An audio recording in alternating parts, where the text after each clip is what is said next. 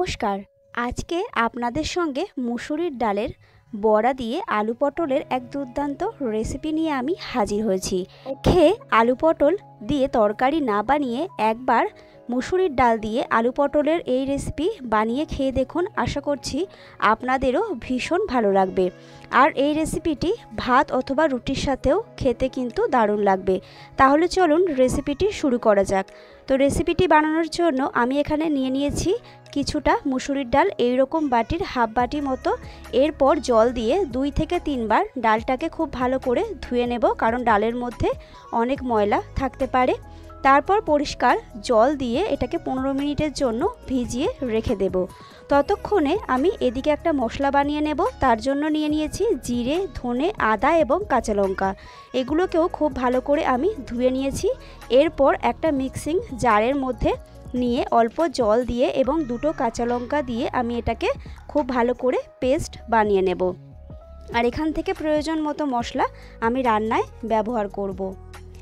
এরপর আমি এই জার থেকে মশলাটা একটা পাত্রের মধ্যে ঢেলে নেব, কারণ এই জারের মধ্যেই আমি মুসুরির ডালটাকেও পেস্ট করে নেব। তো এরপর ওই জারের মধ্যেই আমি এখানে ধুয়ে পরিষ্কার করে ভিজিয়ে রাখা মুসুরির ডালটাকে দিয়ে দিচ্ছি। আর ডালটা কিন্তু 15 মিনিটে বেশ ভালোভাবেই এখানে ভিজে গেছে। তো এরপর সবটাকে আমি এখানে দিয়ে দেব। আর এর সঙ্গে আমি দিয়ে দেব 2টো কাঁচা লঙ্কা। আর খুব সামান্য একটু জল দেব, কারণ বাটনাটা কিন্তু খুব বেশি পাতলা হলে হবে না। তো খুব সামান্য একটু জল দিয়ে দিয়েছি। এরপর এটাকে আমি পেস্ট বানিয়ে নেব, কিন্তু একটু দানা দানা ভাব রেখে। আর এখানে আমি পটল কেটে নিয়েছি। একটা পটলকে 3 টুকরো করে কেটে নিয়েছি। আর ছোট ছোট করে চৌকো চৌকো করে আমি আলু কেটে নিয়েছি। এরপর এই আলু পটলটাকেও আমি খুব ভালো করে ধুয়ে নেব।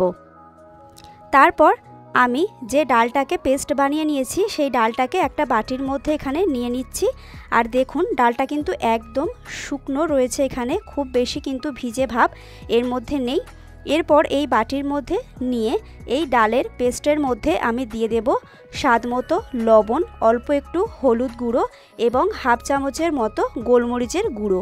ঝালটা আপনারা আপনাদের স্বাদ অনুযায়ী দেবেন। আমি 2টো পেস্ট করার সময় দিয়েছি, আর এখন একটু গোলমরিচের গুঁড়ো কিন্তু এর মধ্যে দিয়ে দিচ্ছি। আর এই বড়াগুলোকে সন্ধেবেলা কিন্তু চায়ের সাথে খেতেও অসাধারণ লাগে। এরপর হাতের সাহায্যে খুব ভালো করে এটাকে ফেটিয়ে নেব। যত ভালো ফেটানো হবে বড়াগুলো কিন্তু তত ভালো মুচমুচে হবে এবং বেশ নরম তুলতুলে হবে।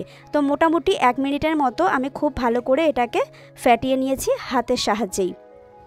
এরপর একটা কড়াই বসিয়ে দেব এবং কড়াইয়ের মধ্যে আমি দিয়ে দেব বেশ কিছুটা সর্ষের তেল। তেলটাকে প্রথমে খুব ভালো করে গরম করে নেব। তারপর তেলটা গরম হয়ে এলে ওই তেলের মধ্যে একে একে ছোট ছোট করে বড়াগুলোকে ছেড়ে দেব। আর এই বড়াগুলোকে একটু ছোট ছোট সাইজ করতে বলছি এই জন্যই, কারণ আলু পটলের সাথে খেতে তাহলে কিন্তু ভীষণই ভালো লাগবে। তো একটু ছোট ছোট সাইজ করে দিলে দেখতেও ভালো লাগবে এবং গ্রেভিতে কিন্তু ফুটলে বড়াগুলো অনেকটাই ফুলে উঠবে, তার জন্য একটু ছোট করে দিচ্ছি। তো এইখানে দিয়ে দিচ্ছি গরম তেলের মধ্যে বড়াগুলোকে। আর একটা পিঠ হয়ে এলে ধীরে ধীরে খুন্তির সাহায্যে উল্টে পাল্টে 2টো পিঠকেই খুব ভালোভাবে ভেজে নেব। আর এই বড়াগুলোকে খুব বেশি ব্রাউন কালার করে ভাজার দরকার নেই। অল্প লালচে কালার হয়ে এলেই কিন্তু বড়াগুলোকে আমি নামিয়ে নেব এবং তাতেই কিন্তু বড়াগুলো ভীষণই ভালো লাগবে।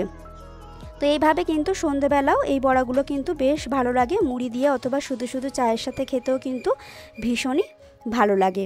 তো এইভাবে ধীরে ধীরে দেখুন একটা পিঠ হয়ে গেছে এবং উল্টে দিচ্ছি। আর আমি কিন্তু গ্যাসটা এই সময় মিডিয়ামে রেখেছি, মিডিয়ামে রেখেই বড়াগুলোকে ভাজছি। তো এভাবে করে একে একে আমার সব বড়াগুলোকেই এখানে খুব ভালোভাবে উল্টে দেওয়া হয়ে গেছে এবং ভেজে নেওয়া হয়ে গেছে। এরপর আমি একে একে তেল ঝরিয়ে তেল থেকে এই বড়াগুলোকে আমি নামিয়ে নেব। তারপর ওই তেলের মধ্যেই বাকি যে অল্প একটু আরও রয়েছে সেগুলোকেও আমি একে একে ভেজে নেব। তো দেখুন আর অল্প কিছুটা রয়েছে, সেগুলোকেও এখানে আমি ভেজে নিচ্ছি। তারপর ভেজে নেওয়া হয়ে গেলে ওই তেলের মধ্যেই যে ছোট ছোট টুকরো করে আমি পটল কেটে নিয়েছি সেই পটলগুলোকেও আমি একইভাবে ভেজে নেব। তো দিয়ে দিচ্ছি টুকরো করে কেটে নেওয়া পটল। আর পটলের মধ্যেও আমি দিয়ে দেব একটু লবণ এবং হলুদ, যাতে পটলের ভিতরেও কিন্তু একটু লবণ ঢোকে।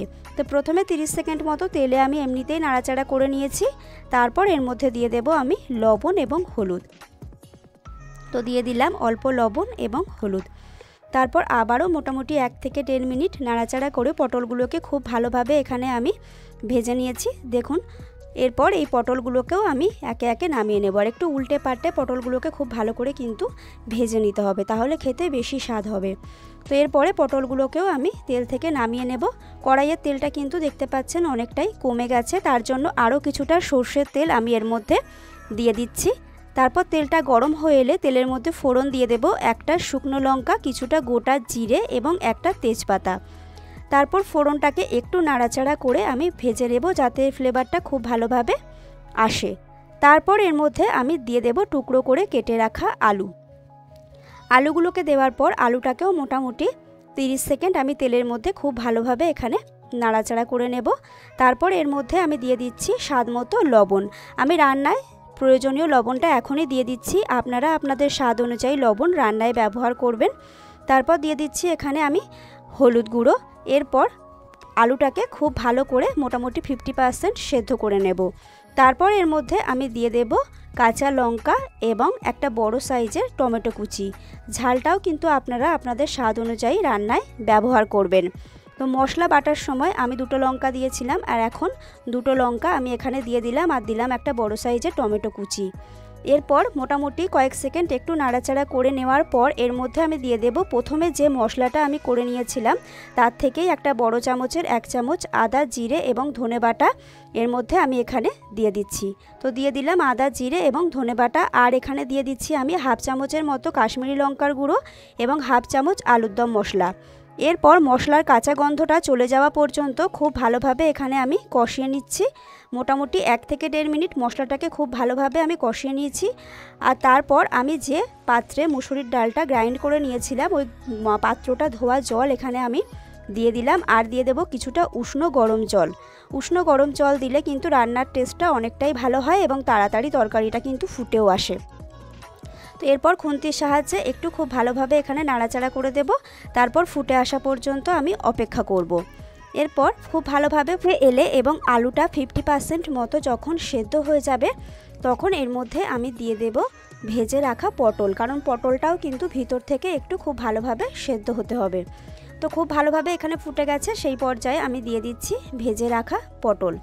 আবারও একটু এখানে খুন্তির সাহায্যে নাড়াচাড়া করে দিচ্ছি, আর আলুটা কিন্তু মোটামুটি 50%-এর উপরেও খুব ভালোভাবে সেদ্ধ হয়ে গেছে।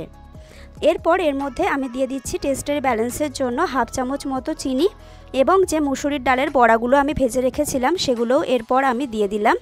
এরপর মোটামুটি 2 মিনিট খুব ভালোভাবে ফুল হিটে এখানে আমি ফুটিয়ে নেব।